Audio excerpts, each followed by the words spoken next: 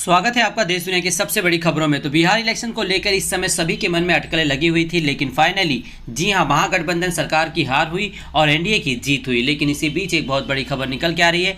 क्या बिहार में वापस से जो है तेजस्वी प्रसाद यादव बन सकते हैं मुख्यमंत्री? जी हाँ, अटकलें जो बाजार गर्म है, जानेंगे इस खबर को विस्तार से। आखिर क्यों जो है तेजस्वी प्रसाद यादव ने सभी विधायकों की जो है एक मीटिंग बुलाई है और ओबीसी को जो एक्स फैक्टर माना जा रहा था वो भी बहुत इंपॉर्टेंट रोल निभाने वाला है, क्योंकि अन्य के खाते में जो सीटें गई हैं अगर वो आरजेडी के साथ यानी महागठबंधन के साथ आ जाती हैं तो एनडीए एक बार फिर से अपनी सरकार बनाने में नाकाम रहेगी। इन तमाम चीज़ों को जानेंगे विस्तार से इस वीडियो के अंदर। तो सबसे पहले हम बता लेते हैं बिहार में महागठबंधन की हार पर क्या बोले मुन्नवर राणा। जी हाँ, इस समय देश में सबसे बड़ा जो चर्चा का विषय है कि आखिरकार एग्जिट पोल में एक भारी जीत होने के बावजूद आखिरकार महागठबंधन की सरकार कैसे हार गई, तो इसको लेकर जो है बोले मुन्नवर राणा, मुसलमानों तुम्हें ओवैसी की जीत पे। जी हाँ, बिहार में महागठबंधन पर एनडीए की जीत के बावजूद मशहूर शायर मुन्नवर राणा ने प्रतिक्रिया दी। उन्होंने शायरी के चंद पंक्तियों में ट्वीट किया और लिखा कि मुसलमानों तुम्हें ओवैसी की जीत और बिहार की हार मुबारक हो। मशहूर शायर मुन्नवर राणा ने बिहार चुनाव में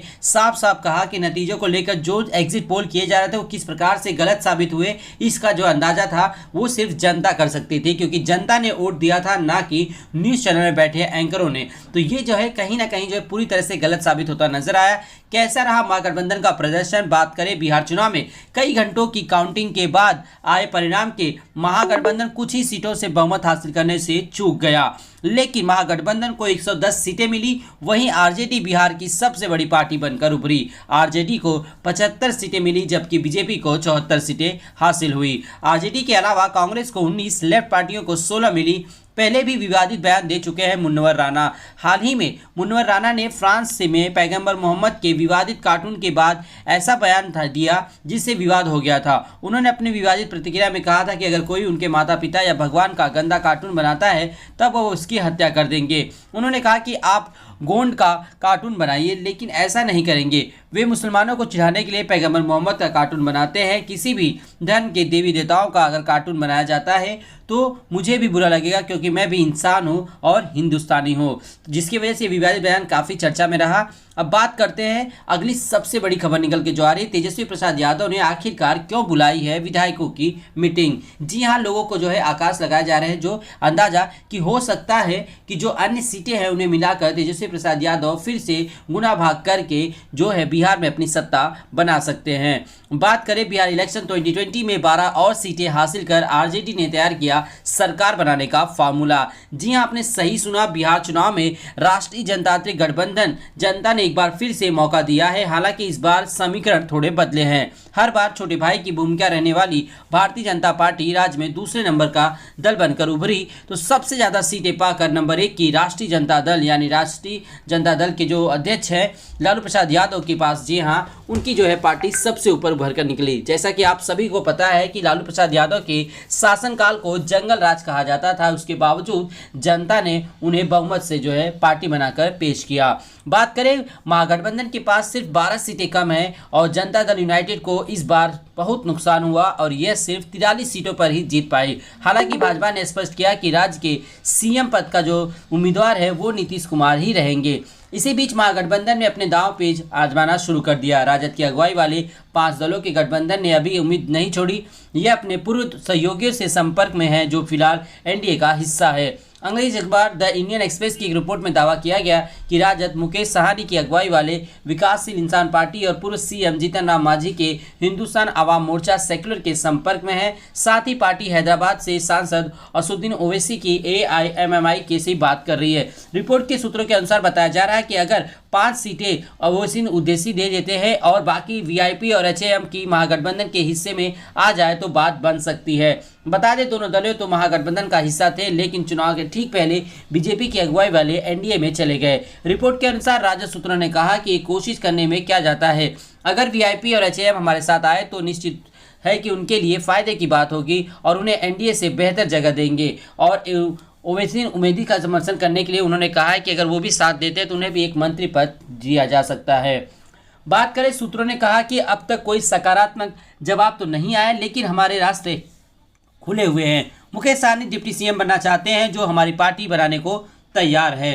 एक्सप्रेस की रिपोर्ट के अनुसार वीआईपी और एचएएम के नेताओं ने इस बात की पुष्टि की कि राजद उनके संपर्क में है, लेकिन अभी एनडीए को छोड़कर जाने का फैसला नहीं हुआ है। वीआईपी के सूत्र ने कहा कि हमें डिप्टी सीएम और मंत्री पद की पेशकश की जा सकती है।